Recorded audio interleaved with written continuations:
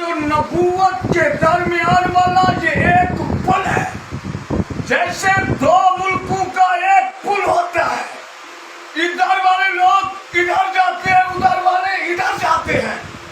ایک پل امت سے، امت صحابہ کا وہی پل تھا جو نبوت سے دین لیتے ہیں، امت کو دین دیتے ہیں۔ نبوت سے لینے والے بھی دین صحابہ، امت کو دینے والے بھی دین صحابہ۔ ہم اس پل کے یہی چوکیدار ہیں۔